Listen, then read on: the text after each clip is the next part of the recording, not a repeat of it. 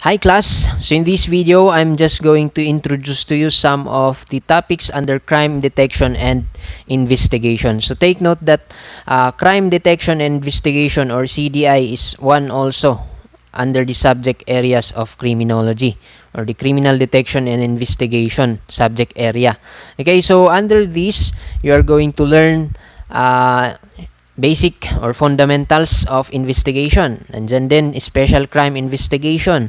Papasok din dyan dito traffic investigation. Nandyan din arson investigation. And then lastly would be drug investigation or drug enforcement. Okay, or in relation to drug enforcements and investigation also. So let us start first to understand what is investigation. So ano nga bang ibig sabihin nito? And who are the persons who can conduct investigation? So as to the definition that we have here, it says an inquiry, judicial or otherwise, for the discovery and collection of facts concerning the matters involved. And it was also otherwise defined as the process of inquiring, eliciting, soliciting, and then getting vital information, facts, circumstances in order to establish the truth. Okay, so basically investigation, or one of the purpose of investigation, is to establish kung ano yung katotohanan. Okay, as emphasized in this definition. So sino yung nagkakandak or sino yung gumagawa ng investigation? So actually any person can do investigation, kasi sabi nga dito sa investigation, it is just the process of inquiring, eliciting, or the process of asking, okay, or getting informations in order to establish what is the truth or ano yung katotohanan. So an example, meron kang narinig na chismis, or chismis I should say, chismis na ang Cavite State University is part ng front ng CPP-NPA. Parang ganon. May narinig kang chismis na ganon. So, anong kinakailangan mong gawin, or what could be done in order for us to establish or to determine what is the truth? If that chismis is totoo nga ba yan or hindi? So, one way in order for us to establish is through the process of investigation or through the conduct of investigation. So, anong gagawin natin dyan? Or sino yung best sources natin? Okay? So, kasi sabi nga natin, investigation is the process of eliciting or inquiring, or yung pagtatanong natin, pagkuha ng informations or collection of those datas, information in relation to the matter or yung concern natin. So, sino yung best na sources natin? So, nandyan, under the process of investigation, nandyan na yung pag-ask natin, pag-interview natin dun sa okay, sa mga students. Okay? Aside from students, yung mga kalapit baryo or kalapit bahay ng eskwelahan, okay, yung mga residents dun sa, di ba, sa school, and then yung kalapit niya na residential areas, yung mga nandun, nakatira doon, pwede siguro natin mapagkunan ng yun, information. So yun yung ginagawa mo na pagkuha ng details doon, eliciting, pagtatanong-tanong mo about dun sa issue na yun. Okay, so that is actually an investigation, or a part of investigation yon. Okay? So, simply ganun po yung investigation. The process of inquiring, eliciting, or getting vital informations just to establish what is truth. So, that is that is the best definition that we could give under investigation. So, actually, any person can do investigation. Si misis mo, yun, kapag yan narinig na meron kang kabit, okay, nagkakandak yan ng investigation. So, yun, nagtatanong-tanong sa mga kaibigan mo. Okay? So, that is still considered to be as investigation. Hindi lang po police officers ang nagkakandak ng investigation. Okay? Or hindi lang yung mga nasa profession. Pwede rin kahit sinong tao can actually conduct investigation. So, nandito tayo ngayon yung tinatawag na criminal investigator. So, it is already narrowed or emphasized, okay, criminal investigator. So yung concern natin dito is a criminal case, di ba? Kaya sinabing criminal investigator. So in this particular definition, we refer to the public safety officer who is tasked to conduct the investigation of all criminal cases. Okay, so particularly nandyan na yung mga police officers natin, okay, yung mga SOCO, members of the SOCO, okay, nandyan na din mga Bureau of Fire and Protection, okay, or firefighters natin na nag-iimbestiga ng crime of arson, kasi that is also classified as crime. So yun, they could be considered as, or they could be covered under criminal investigator, kasi broad yung term na ito, yung criminal investigator. So hindi lang tinutukoy nito yung public safety officer, hindi lang niya tinutukoy dyan yung mga police officer. So any public safety officer that conducts investigation on criminal cases. Okay, so yun yung tinatawag natin na criminal investigator. And take note, usually a criminal investigator is a well-trained, disciplined, and experienced professional in the field of criminal investigation. So meron kasi yung mga police officer din na hindi masyado, or hindi nila alam mag-imbestiga. Okay, or hindi sila expert sa investigation. Kaya hindi, if you are going to be part of the PNP someday, it's better for you also to take some of the courses that offers a or in connection or in relation to criminal investigation, para mas ma-develop pa yung skills mo, especially kapag ikaw ay na-assign sa investigation unit. So syempre, you should be knowledgeable, okay, in order for you to become a better criminal investigator someday. Okay, and then we have here criminal investigation. So syempre, it is an investigation conducted on a particular case, okay, in order to solve particular case. Pero dito, sinabi naman dito sa definition natin, meron tayo dito, it says that the collection of facts in order to accomplish the threefold aims. So ano yung threefold aims na tinutukoy natin dito? So syempre, nandyan, number 1, sabi natin, it is a criminal investigation. So yung focus natin dito, or yung gusto nating malaman, is to identify the guilty party. Okay? To identify the guilty party, or simply yung mga suspect. Okay, so yan yung gusto natin, or yan yung isa sa aim ng investigation or criminal investigation. Okay, pag may nangyaring krimen, usually hindi lahat nakokot in the act natin or nahuhuli natin sa akto yung mga kriminal, di ba? So meron yung mga tendency, merong nangyaring krimen and then wala yung criminal na doon, or wala yung suspect doon. Hindi natin makita doon sa crime scene. Hindi natin naabutan sa crime scene. So, in order for us to determine kung sino yung suspect na yun, or kung sino yung guilty party, we are going to conduct investigation. Okay? So, yun, magkukunin natin yung mga evidences na meron na naiwan sa crime scene, kung meron man dyan na evidences na iwan. Then, kunin natin, examine natin, and then yun ay baka makapagkaroon tayo ng lead, or with that evidences na re-recover, we can have a lead kung sino yung mga perpetrator. Okay? And then ma-establish din natin yung katotohanan. Okay? So, to locate the guilty party also, sometimes yung mga evidence na kikita natin doon sa crime scene could lead to the location of the guilty party. So, paano yun? An example that we could give is that meron tayong nakitang bakas ng mga paa. Okay, na yun, bakas ng mga paa, it could be the suspect, okay, or the perpetrator. So, nung ginawa natin, pwede nating sundan yan, okay, and then yun, pwede natin malocate yung tao na yan, okay, or malocate kung saan naglulungga yung guilty party. Okay, and to provide evidence of his guilt. So, investigation also, hindi lang nagtatapos dun kapag nahuli natin. Okay, sabihin natin, na-identify natin na yung guilty party or yung suspect is si Mr. X. And then yun, after na na-identify na natin, na-locate natin kung saan siya naglulungga, nalaman natin yung address niya. Okay, nalaman natin kung saan siya nakatira. Okay, so yun, pinuntahan natin, na-locate natin siya, and then nahuli natin. So, hindi lang po nag-e-end doon yung investigation. Tuloy pa rin yan. So, until ma-achieve natin tong pangatlo, to provide evidence of his guilt. Okay? Kasi walang mangyari kapag na-locate natin, na huli natin. Pero hanggang doon na ba? No.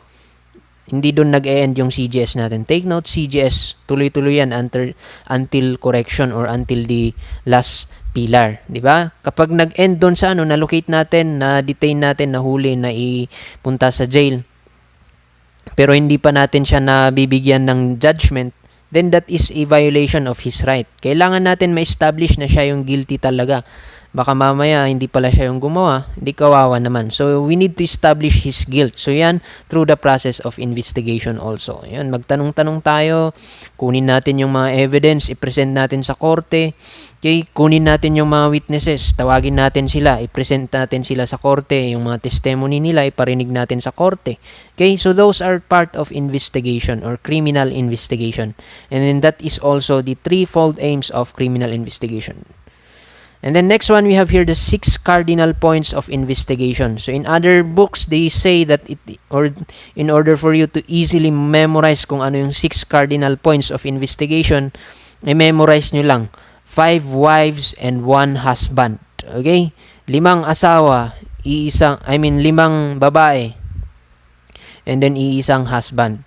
Okay? 5 wives and 1 husband. So anong stand nun?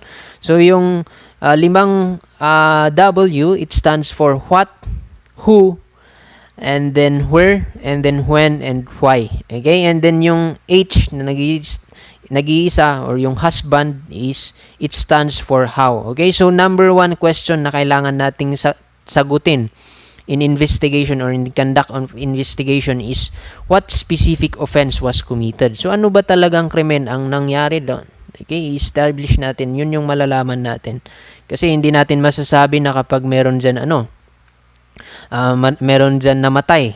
Okay? And then merong bangkay tayong nakita. Hindi natin pwedeng sabihin agad na yan ay crime of murder. Okay? Or sige, pwede nating masabing murder yan at the first place or at first glance. Pero yun pala, baka mamaya hindi naman pala murder. Baka mamaya suicide lang yun. Okay? Suicidal case lang naman pala yun. Okay? So, one purpose of investigation or one of the cardinal points of investigation is to determine what specific offense was committed. Okay? What exactly, yung accurate talaga.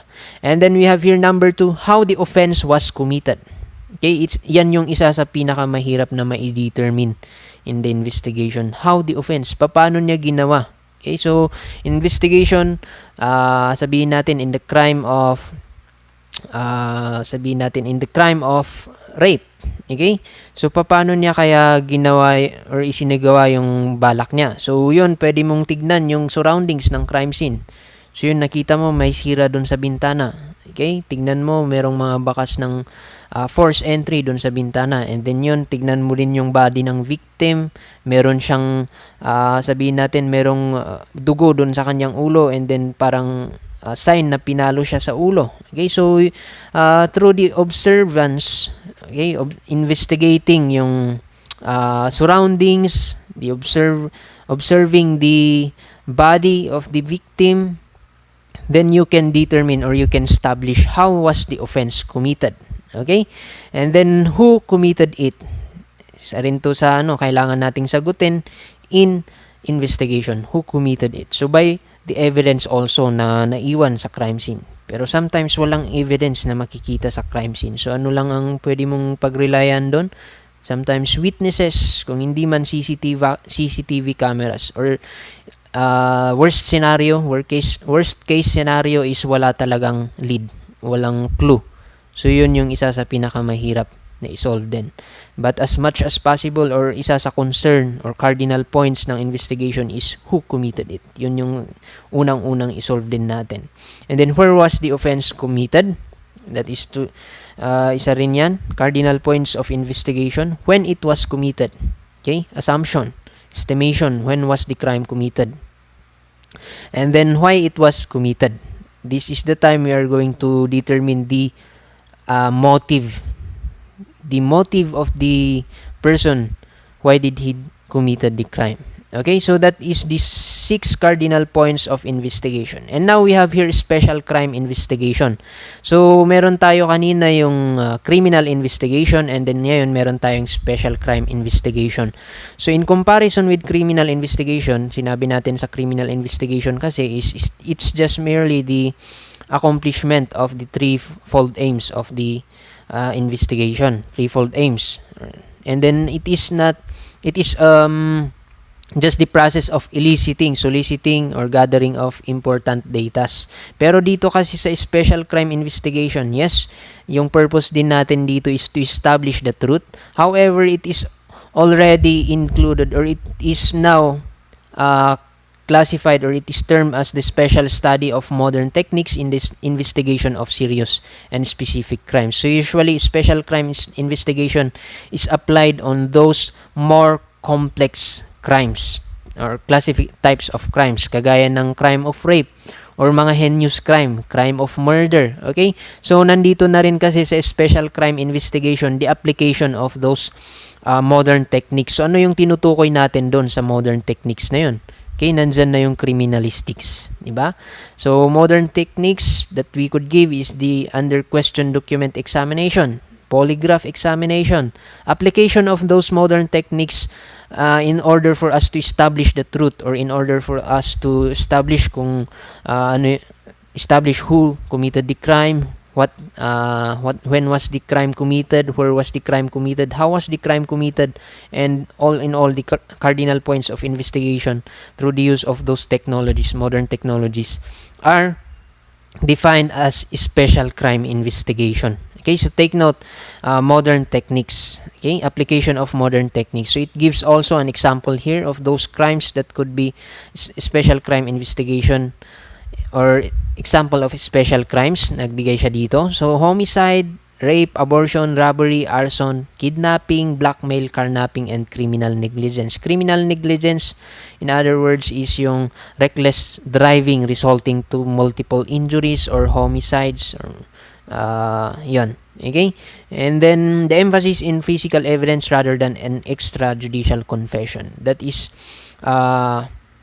the laboratory works, or the application of those forensic chemistries or forensic sciences in investigation. Okay, it focus on the physical evidences sometimes, yung application ng forensic chemistries, kasi karaniwan na physical evidence na marirecover natin sa crime scene, di ba, mga baril. Okay, nandyan na yung ballistics, pag-aaralan yung or firearm examination. Okay, determine yung serial number, okay, kung yung bullet ba nanggaling talaga dun sa baril na to, or baka pinlant lang to, sinet up lang to. Okay, hindi actually ito yung baril na nagamit sa crime scene. Mga ganung pangyayari, yun yung kailangan nating i-establish. That is under special crime investigation. Okay, the application of those modern techniques in solving crimes. Okay, and then fire, kasi under CDI also, or criminal or crime detection and investigation, meron din kayong subject na fire and arson fire and then, or yung tinatawag natin na arson investigation. Okay, so siyempre fire, it is defined as exothermic reaction involving the oxidation of some substances, or yung fuel na tinatawag nila in studying fire. So, resulting in the release of energy in the form of light and heat. So, under fire, or in studying fire technology, meron tayo yung fire quadrangle and fire triangle. So, ano yung nandito sa fire quadrangle? So, ibig sabihin po nito, ito daw yung kinakailangan natin in order, or under this theory, it is the necessary things that we need in order to produce fire. So, nandyan fuel, okay, or yung susunugin natin. Okay, yung kahoy, an example is kahoy, clothing, plastics, and others. Oxygen that is present in the air, and then heat, okay? And then hindi magkakaroon, or hindi kakaroon ng apoy, or mag-exist ang fire if walang ignition energy. So under fire quadrangle, ganyan daw yung composition or yung elements ng fire. Ignition energy, ito yung magagamit natin to initiate the fire. Okay, kasi wala daw silbi na merong fuel, merong fuel, merong oxygen, merong heat, pero walang ignition, walang mag-i-initiate ng fire. Okay? Then it could be useless, or walang fire na mapuproduce. So that is under fire quadrangle theory. And then we have here the triangles of fire, or fire triangle. So dito naman wala yung ignition. Okay? Pero ito yung pinakauna, kasi mas bago yung fire quadrangle. So tatlo, the basic elements of fire: fuel, oxygen, and heat. So it was believed that if you remove one of the element, then you can suppress the fire. So, yun yung ginagawa ng ating mga firefighters. So, anong ginagawa nila? Kapag meron dyan yung meron dyang fire, ang unang ginagawa nila, ang sinusuppress nila is the fuel. Okay? Kung minsan, kung kaya nilang alisin yung mga fuel, yung mga gamit, okay, na pwedeng yung madaling masunog, tinatanggal dun sa area, okay, kung saan nagaganap yung sunog. Or kung hindi man, ang tinatanggal nila is the heat through the use of coolant or yung water, okay, or yung iba, kung hindi tubig, yung foaming na sinasabi nila. Kasi meron ding yung sa subject nyo na ito, pag-aaralan ninyo talaga kung ano yung pwedeng gamitin in order to suppress a fire. Katulad ng fire that was caused by an electricity. So, hindi mo pwedeng gamitin ang tubig doon. Baka mamaya makuryente ka. Okay? Kasi water, that could cause yung water to travel yung electrical power. Okay? And then, ikaw pa yung maaksidente. Ganon na instances. So, hindi applicable yung water doon. So, with the subject, fire technology and arson investigation, pwede niyong malaman kung ano yung best na fire suppressor na pwede niyong gamitin in order to stop the spread of the fire. Okay? And then arson, syempre na-discuss natin to or nasabi na natin sa inyo na ang arson, that is actually a crime. Okay? Or it is the act of intentional or malicious destruction of property by the use of fire. Yun yung tinatawag natin na crime of arson or case of arson. And then we have here also in CDI, you are going to learn the traffic, all about traffic. So nandito, pag sinabi nating traffic, it refers to the movement of persons, goods, or vehicles either powered by combustion systems. So take note, hindi sa slang term na ginagamit ninyo na traffic, ibig sabihin nun yung daloy ng trapiko or mabagal na pagdaloy ng mga sasakyan. Hindi po yun yung tinutukoy natin na traffic. Okay? Pag sinabing traffic, the movement of persons and goods and vehicles either powered by combustion system or animal-drawn vehicle from one place to another place for the purpose of safe travel. So, the movement, okay, of a vehicle, okay? So, sabi dyan, either through or powered by a combustion system or motor, okay, or yung mga sasakyan. Or kung hindi man, animal-drawn vehicle, okay, yung hinihila ng mga sasakyan. So, we refer to it as a traffic, the movement of those. Pero pag sinabi natin yung masyadong mabagal na pag-move ng sasakyan, okay, or pag-move ng traffic, yun yung tinatawag natin na traffic jam. Okay, so kapag sinabi, or kapag nandun kayo, sabi, grabe naman, traffic naman, sobra. Sabihin ninyo, hindi traffic, sabihin ninyo, traffic jam, okay, or traffic congestion. Yun yung appropriate na term, okay? Pero yun kasi, nakasanayan natin, literal or general term or slang term. Pag ganun yung na-encounter, ano ba yan? Traffic, okay? Pero actually, the correct term is traffic congestion or traffic jam. Okay? And then we have here the 5 E's of traffic. Okay? Or yung 5 pillar of traffic din. Kasi kung sa CGS merong 5 pillars, meron din dito sa traffic. The 5 E's or 5 pillars of the traffic. So, nandito, enforcement or traffic enforcement. So, dito, the action taken by the police such as arresting, issuing traffic citation ticket, and providing warning to the erring driver. Okay? So, under enforcement, nandyan na yung function ng police officer. Okay? Yung mga highway patrol group, yung naka-assign sa traffic natin.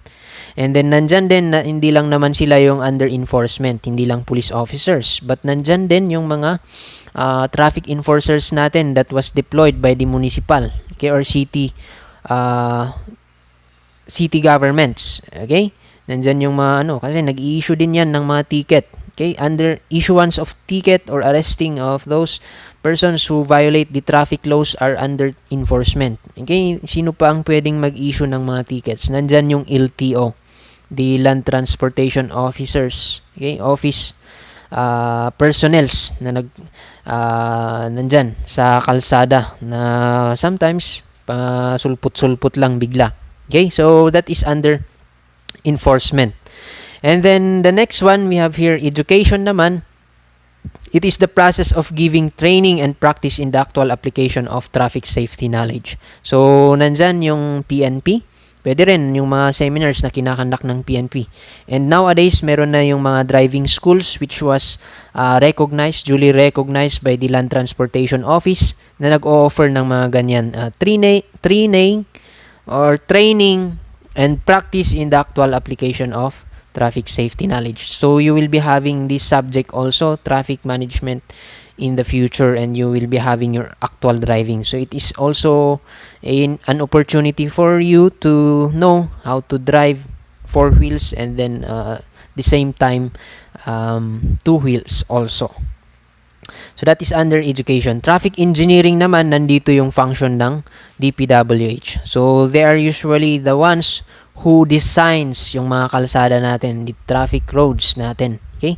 So, under DPWH or Department of Transportation and others, they are the ones who usually they are under the traffic engineering. Okay? Kasi science of measuring traffic and travel, the study of basic laws relative to the traffic law and generation, and then the application of this knowledge to the professional practice of planning and deciding and operating traffic system. Okay? So, sila yung nagde-decide, nagko-construct ng mga kalsada. The DPWH is the one that is in charge in those construction of our national roads.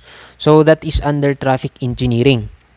And then traffic ecology or environment, nandito naman pag-aaralan yung mga impact ng mga motor vehicles, okay, those mga sasakyan in relation to climate change, air pollution, water pollution, and lahat-lahat na.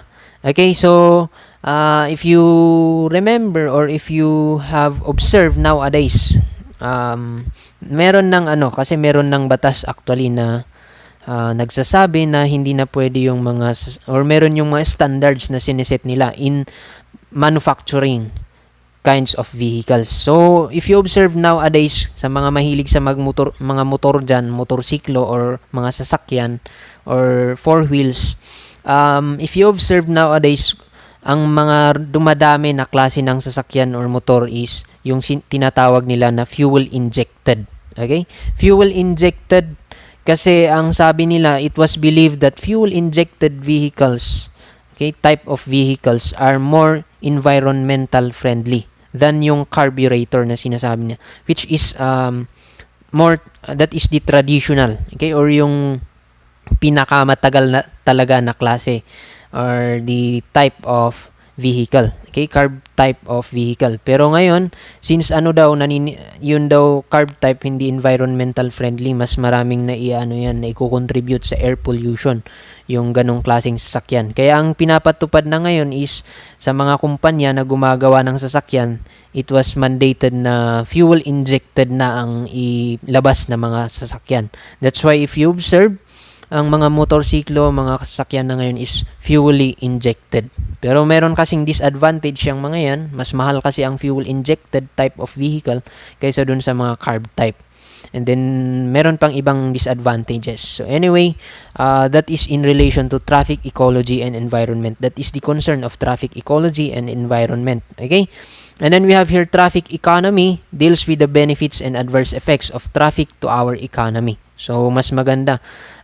Mas marami tayong magagandang transportation or traffic roads, then easy yung pag-transport, okay, ng mga products from one country or from one place to another place. So, gaya ng farm to market road. So, maganda yung kalsada natin from the farm papunta sa sentro wherein nandun yung bagsakan ng mga gulay.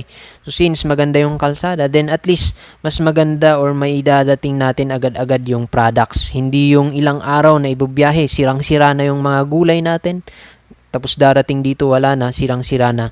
Okay, so it affects our economy. So bumabagsak yung presyo ng gulay or sabihin natin nagkukulang yung supply ng ating mga vegetables. So that is one of the concern of the traffic ecology. So traffic management. Okay, so by the way, those are the 5 E's or 5 pillars of the traffic. So dito na tayo sa traffic management. Anong ibig sabihin naman nito? So it was said that an executive function such as planning, organizing, directing, and supervising and coordinating, operating, recording, and budgeting traffic affairs. So ito yung kabuuan na parang ginagawa ng LTO din ito. Okay? Ito yung function ng LTO, traffic management, sir. Execution of function, sila rin yung nagpaplano. Or as a whole, nandito yung DPWH, pagsasama ng DPWH, LTO, LTFRB, Department of Transportation. They are in charge, or they are the ones concerned also in traffic management. Okay, supervising and lahat-lahat na budgeting of traffic affairs, the Department of Transportation. So in relation to traffic budget, in relation to traffic affairs. So DPWH, meron din silang budget with that. Okay, kung paano nila or ano yung kinakailangan nila in constructing those national roads.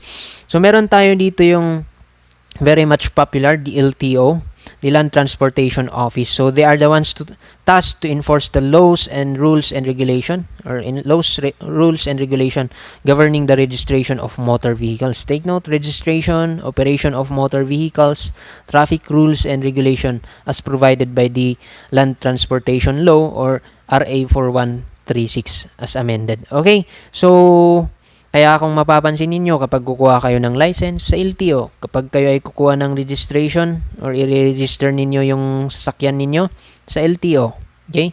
And then, they are the ones who enforce the traffic rules. So, katulong nila dyan is the PNP and then the traffic enforcers that was employed by the city government or local governments. Okay? So, that is under LTO. And then we have here drug education and investigation with vice control. It is another subject under the subject area CDI. So, you will be learning here all about RA 6425. So, yan yung pinakaunang batas natin about drugs. So, Dangerous Drug Act of 1972, RA 6425. And then we have here RA 9165, Dangerous Drugs Act of 2002. So, more on that law, or focus on those laws yung pag-aaralan ninyo about drug education and investigation with vice control. Kasi nandito pag-aaralan ninyo din, or not only the violations, penalties, kung ano yung mga penalties ng mga users, ano yung violations under the law na yun, pag-aaralan din ninyo what are those dangerous drugs. Kasi actually yung mga medicines natin, those are created, or those are drugs. Masasabi natin na drugs din yung mayon. Sabi nga nila, drugs or some drugs are medicine, okay, but not all medicines are all drugs, parang sabi nila doon. Okay, almost all of our medicines are made of drugs, pero not all medicines can cure. Okay, sometimes they could affect, or they could have an adverse effect. Okay, so dangerous drugs, nandyan na. Dinefine din naman yan sa RA 9165 kung ano yung mga dangerous drugs or illegal drugs na yan. So, an example of those are marijuana, okay? Marijuana, opium, morphine, shabu, mga ganon. Those are considered as dangerous drugs. Yun ay pinoprohibit ng ating batas. But in some places, they believe that marijuana is a medicine. Okay, it can cure an illness, kaya nile-legalize nila. Pero here in the Philippines, we don't, or the government doesn't believe in that. Okay, kaya pinoprohibit nila. So, that is considered under dangerous drugs. So, ilan lamang yun. Take note, it could be organic and synthetic. Okay, synthetic drugs, nandyan yung mga shabu. Those are classified as synthetic drugs. Shabu, heroin, and others. Pero ang talamak talaga dito sa ating bansa, more on marijuana and then shabu. Okay? And number 1 na ata siguro ang shabu. Kasi yan yung tinatawag nila na poor man's cocaine. Yan siguro yung pinakamura na pwede nilang i-avail na dangerous drug. Okay? Pero maraming side effects yan, or maraming hindi magandang maidudulot sa katawan. Okay? So take note of those dangerous drugs. Do not try those, kasi yan din ay magiging disqualification nyo kapag kayo ay papasok sa trabaho. Nowadays, nire-require mga drug tests, especially if government office or public entity yung pag-a-applyan mo ng trabaho. Nire-require yan na mag-undergo ka ng drug test. So, nag-positive ka, aside from ma-disqualify ka or hindi matanggap sa trabaho, pwede ka pang matukhang. Okay? Mahuli.